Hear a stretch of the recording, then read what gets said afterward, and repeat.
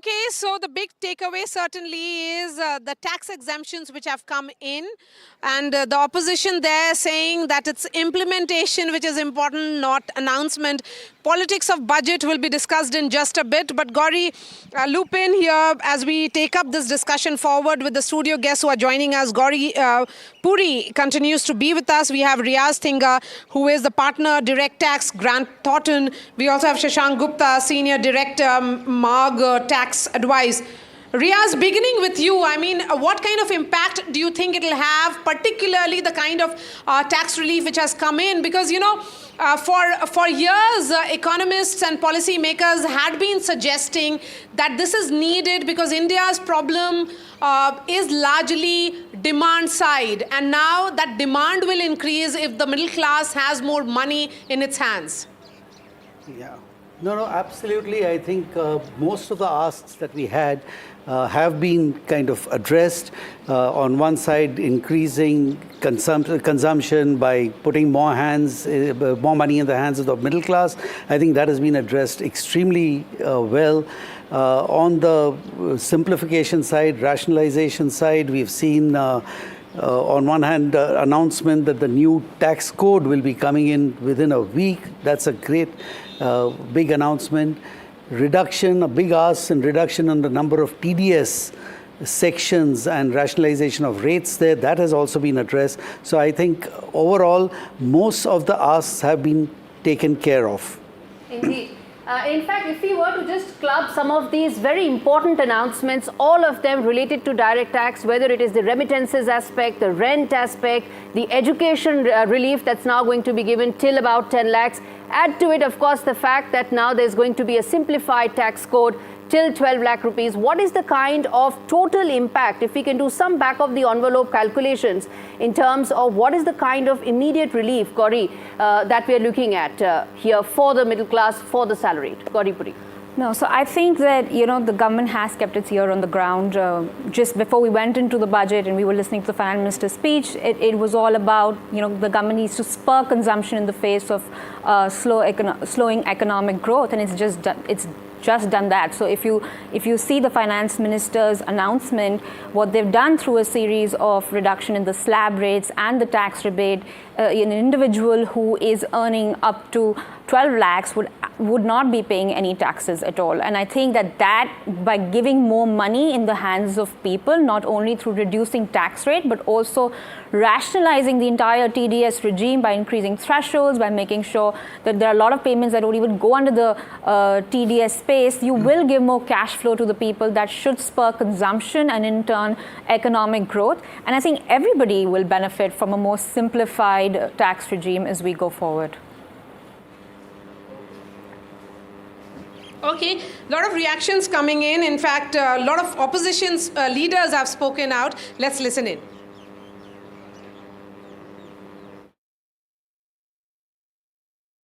Especially the Delhi election coming on the 5th of this month. The finance minister has given a big exemption saying that for 12 lakhs, there's no tax. Then she goes on to say that there's a slab of 8 to 12 lakhs, there's 10%. So it's very, very confusing. I think the devil's in the details. She claims, she tries to promise to the voters there are no tax, they are exempted for tax till 12 lakhs. But there is not a very simple, straightforward thing. They have to claim in TDS and all this thing, provided they have those benefits alone. Can you claim that 0% tax for 12 lakhs? So basically, once again, it's a letdown for the middle class. The middle class seems to be again been cheated by the finance minister again. And again, budget है, अगर हम इसको 12वां मान लें, 11वां मान लें, 12 साल बाद कुंभ आता है। जो सरकार को आंकड़े देने चाहिए थे, हमारे लिए आज बजट के आंकड़ों से ज्यादा जरूरी है कि जिन लोगों की जान गई है वो आंकड़े। जो सरकार मरने वालों का आंकड़ा न दे सके, जो सरकार खोए लोगों का आंकड़ा न दे सके, जो खोया पाया केंद्र है उसमें बड़ी संख्या में लोग भटक रहे हैं। कुंभ में लोग अपने मोबाइल पे अपने परिवार के सदस्यों की तस्वीर लेकर के, कोई अपनी माँ की तस्वीर लेकर के, कोई अपने बेटे की तस्वीर लेकर के, कोई अपने परिवार के सदस्य की तस्वीर लेकर के कुंभ में लोग भटक रहे हैं। लेकिन सरकार उसकी जानकारी के लिए कोई इंतजाम नहीं किया है। जो आंकड़े बताए जा रहे हैं जान जाने के, वो झूठे आंकड़े हैं। जिस सरकार को 17 घंटे से ज्यादा लग गया हो जानकारी देने के लिए कि वहां पर भगदड़ हुई है, लोगों की जान गई है, और जब हम और आप लोग बात कर रहे हैं 100 घंटे से ज्यादा हो जाएंगे। लोग जो Well, joining with us is Priyanka Chaturvedi. Ma'am, how do you rate the budget just presented by Finance Minister Nirmala Sitharaman? I'm not into ratings, but all I will say is that people of the country have finally been heard by the Finance Minister, especially the middle class, which had been repeatedly asking for some relief, some tax burden relief, because their salaries were not increasing while their tax burden was increasing. Inflation was ensuring that they had no savings left, no investment opportunities left for them. That has been taken care of or heard of, and we're hoping that in the coming times she will continue to hear the voices of the people and do things which will push the economy forward, push the savings and investments of the people. Ma'am, why you have been saying that this budget was more concentrated on states like Bihar? No, I'm not saying that. It is the finance minister's focus on Bihar, and I would say that people of Bihar would be hoping that every year there is an election for some reason or the other, because that is the only time the focus is on the state of Bihar.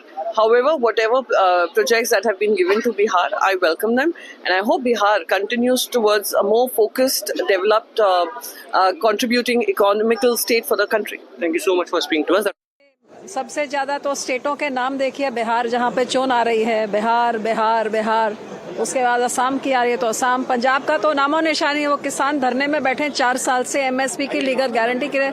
किसान के लिए क्या मखाना board, ये board, वो board, सो किसानों के विरुद्ध एक बजट था, और किसान जो उसके लिए लड़ाई लड़ रहे हैं उनकी तो कुछ सुनी नहीं गई, तो दुख है।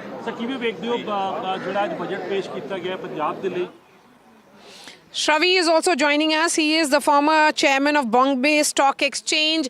What do you think is the big takeaway according to you? I mean, what do you think will be the big headline of this budget of Nirmala Sitharaman? So this is one budget which has given instant relief to middle class. That's the first thing. Second, there is simplification, rationalization, and it's a progressive budget. So if I have to sum it up, this is the 4 words I would use. It has given some instant relief. It has rationalized duties. There is a simplification which will come in the new tax regime that will come, next tax code that will come. And also what you have seen is structural changes. For example, agriculture and export. If you look at agriculture and export, the focus on pulses, cotton, etc., urea, all this is going to have long-term effect. And the structural part is also equally important. So this is a combination of structural, and simplification, and also giving instant relief. So it's a very, very balanced budget in my view. Okay, let's also get in a view in terms of the impact this will have in terms of the overall finances of the government, and then we touch upon some of the other aspects of the other announcements. Mr. Riaz, let me bring you in here in terms of, you're putting out for our viewers the slabs that have now been put in place. A new income tax bill will be tabled next week. In your assessment, how do you see the overall picture for taxation, for middle class, for the salaried here? I also talked to you about the fact that in terms of the direct tax mop-ups, there is now a significant increase that's also been budgeted in for the next year. So the government hopes there will going to be more consumption going forward with the relief that will come in. Sure. I think we should look at the budget in its holistic manner. On one hand, we are talking about tax reliefs, putting more money in the hands of the middle class, which will boost consumption. On the other hand, there have been targeted investments, targeted expenses to boost the manufacturing sector, AI, technology, EVs and nuclear power, etc., which in turn is definitely going to spur the economy, grow the business as a whole, and I think it should balance out in a way by increasing employment, increasing consumption, and therefore having greater taxes collection. In fact, there's one number that I think is very important, apart from, of course, the huge tax relief. That is the fiscal deficit number. The finance minister has been so prudent in her assessment. The fiscal deficit number for this year is 4.8%, and she's budgeted it to be 4.4% for next year, which means there's not going to be any slip up when it comes to ensuring that the government finances remain in place. And why it matters to our viewers, why it matters to everybody, is because if the government remains frugal, what it means is that inflation remains under control, cost of living remains under control, which impacts everybody. So that's the reason why this number is extremely important as well, the 4.4% on fiscal deficit. Should we get in, Mr. Ravi, on the big picture numbers in terms of the macro numbers that the government has put out? Mr. Ravi? As you rightly mentioned, fiscal prudence. So, because see, next year is going to be the pay commission, 2026. So there was a lot of talk about how will we manage the fiscal deficit, because that is one key aspect that was looking like a challenge. But with fine numbers, which will of course emerge as we read the fine print. But this number 4.4 is a great achievement considering all what has been put in the budget. So on one side you have tax reliefs, on the other side fiscal prudence, and other side you have long-term capex and development in terms of agriculture, EV, exports, and manufacturing. So I think if you look at all these together, the numbers are looking very good. So that is what I have to say, because capex wise also this will bring in a lot of capex. It will also bring in rural economy into play. So if you look at the rural, the inflation and the urban inflation, there was a difference there. And I think rural and agricultural, sort of focus was going to help us to build a strong rural India. That is what I have to say. Okay, Shashank, come in now, in terms of income tax reforms, because, all the headlines in the papers tomorrow perhaps will be that, and there'll be a lot of discussion around it. No tax up to the income of 12 lakh rupees, the limit of TDS on rent up from 2.4 lakh to 6 lakhs, TDS limit on interest to senior citizens up from 50,000 to 1 lakh, time limit for updated returns extended to 4 years. I mean, this will be seen as a defining moment in terms of tax reforms.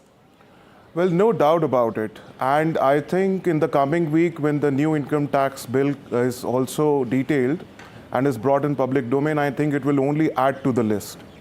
What I would also like to add to this present discussion, that while certainly the income tax changes are being the main highlight of the budget, let us also consider that similar rationalization and simplification has also been announced in the customs laws, which will also help and enable Make in India, which will also open the doors, simplify for cross-border trade, facilitate exports, as well as investment in India.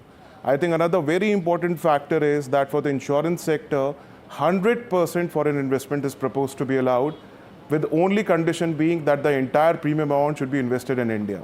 I think looking at it from a 360-degree perspective, I think simplification, rationalization, opening of the economy, I think it's overall a very good and positive budget.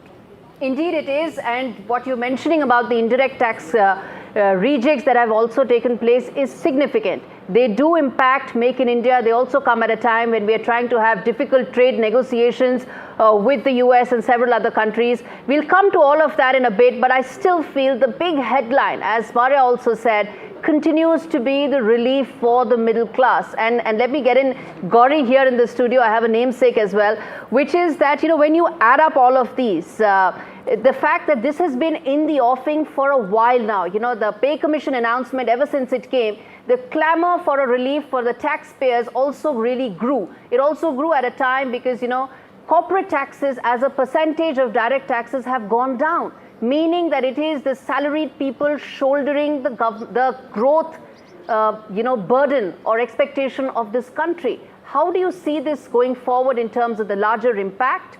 And also, which pockets do you think it will actually impact the most? There is, of course, announcements for all of them, for students, for senior citizens, for all. Where do you see the maximum impact?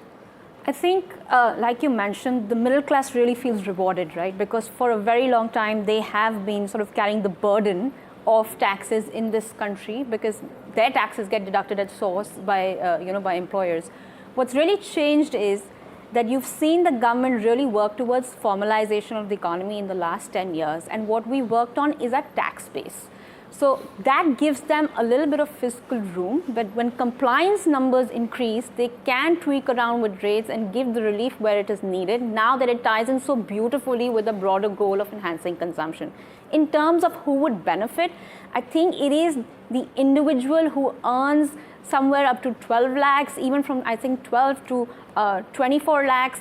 The way the government sort of given this benefit is, and I think there's conversation around, oh, but the slab rate only refers, it's talking about a rate of 10%, 20%, is through the rebate. Because it is through the tax rebate, which is applied at the end, that it kind of seals which particular category, income category. Would you like to simplify that with an example for the benefit of our viewers?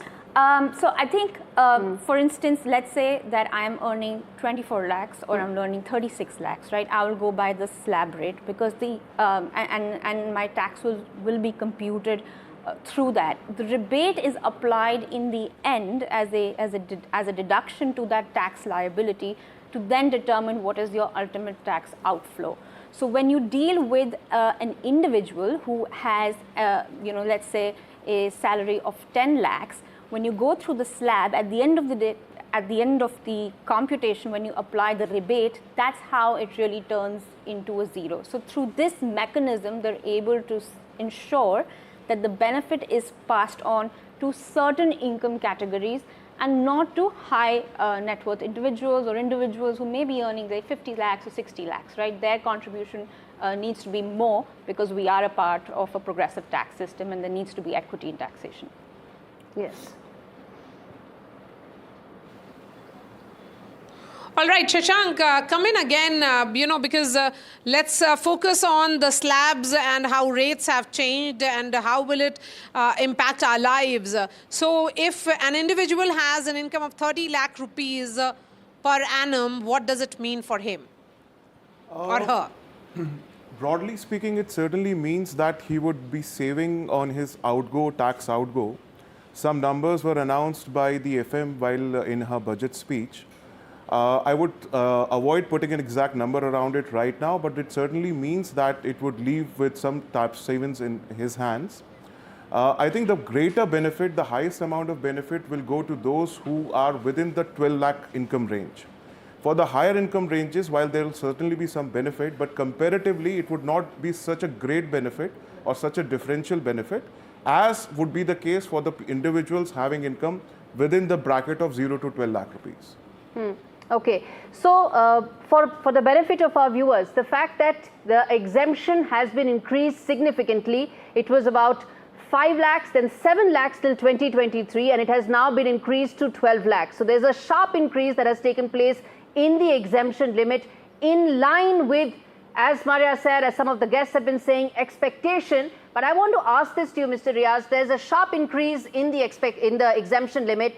Of course, the back of the envelope calculations should be supporting a massive increase in consumption, right? Because from 7 lakhs to 12 lakhs is a huge jump for the government. How do you see this? And were you anticipating an increase to the tune that has come in?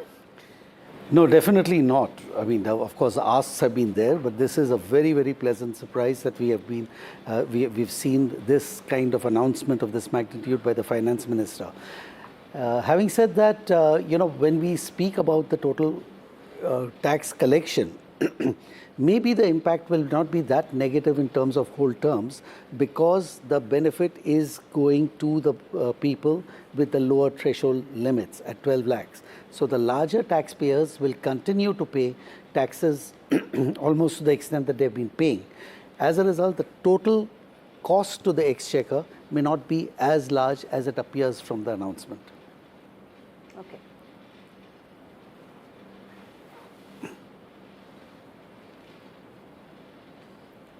All right, let's take a quick break. But before that, listen in to Naveen Jindal, what he had to say on Budget 2025. Being joined by Naveen Jindal, BJP MP, sir.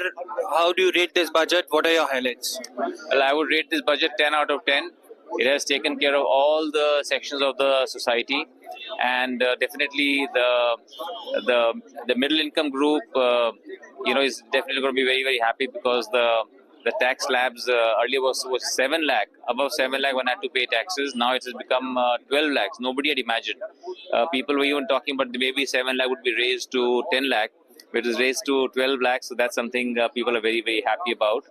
And other than that, for MSME, this budget is really good to encourage MSME, because MSME, especially our government, is very, very focused on taking care of the MSME, all its aspects, so that whatever credit it needs, it is provided that. Whatever encouragement it needs, it is provided that. So that is going to be very... Okay, so big headline continues to be and is really the relief for middle class. As we said earlier, just before listening into that conversation, that the threshold limit has gone up from 7 lakhs to 12 lakhs. It is bound to lead to spending, whether it's going to be in terms of, purchase of houses, or whether it's going to be more consumption, only leading into consumer durables. That is really the big game plan that the government is also really now trying to put in place to ensure that the larger impact is much positive. And let's get in Shashank Gupta on that. Shashank, I know indirect taxes are important, but as I said, how much less we are all going to pay in terms of taxes is all that matters, isn't it?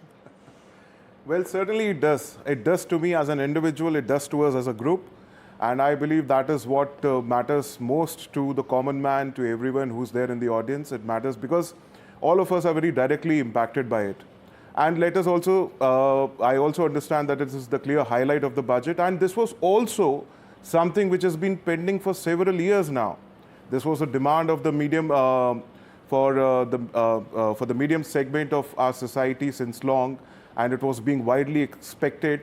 But I think what the government has done very outstanding in an outstanding way is the difference from 7 lakhs to 12 lakhs. It is simply outstanding what they've done. I think it is in line with expectations, as I said, and also the fact that a lot of pent-up demand pertaining to larger industries could really be kick-started now. As I said, you speak to real estate people, they say that housing demand is still something that they want to spur. This is the kind of transformative or game-changing decisions that could really kickstart that larger motion. And when we talk about budget, I think budget is about trade-offs. It's just about when you trade off a 1 lakh crore direct tax impact, what is it that you get in terms of consumption, spending that really has a multiplier effect on the economy and boosts that. Okay, so a quick final word, let's get in from Mr. Ravi also on the fact that, as I said, in 2019 it was 5 lakhs, in 2023 it became 7 lakhs, and now we're talking about 12 lakhs. That's the kind of change that in direct tax mindset that has happened within the government, and now it remains to be seen how does it reflect in the economy going forward. Mr. Ravi. So first thing, I was also not expecting this 12 lakhs. Most people were not expecting this 12 lakhs. We were thinking that it will be at 10 lakhs. That is what we were expecting. But if you look at all the numbers together, what will be the impact on the whole sort of tax collection will be around 5%. I have not done a back-ended calculation, but it will be just around 5%. So government, it has done this budget, what it has done by just saving that, by giving away 5 to 7%, they have actually increased consumption, and they have brought a lot of people into the sort of mode of consuming and also spending. So which is a great thing. And let us look at senior citizens also. So from a senior citizen's point, the TDS rationalization which has happened, and the TDS that they have given, and the TCS which has come for others is a great step. So all this is going to make the tax more efficient and simpler. The TDS rationalization, if you look at the slabs, it was from 0 to 30% that was the TDS slabs. So that has been totally rationalized, and I think it's a great step. It will help, the ambiguity that was there and a lot of disputes that were happening, that will be eradicated in this process. So I feel from a tax viewpoint, it's a great budget. And in all forms, it's a great budget. I would like to also add, for startup, there is something, 10,000 crores. For MSME, there is this credit Hold your guarantee thought there, scheme. sir. There's a lot to talk about, and we're going to cover up all of those points that you just mentioned. But I have to take a very quick break, and we come back on the other side with our rolling coverage of Budget 2025. Stay with us.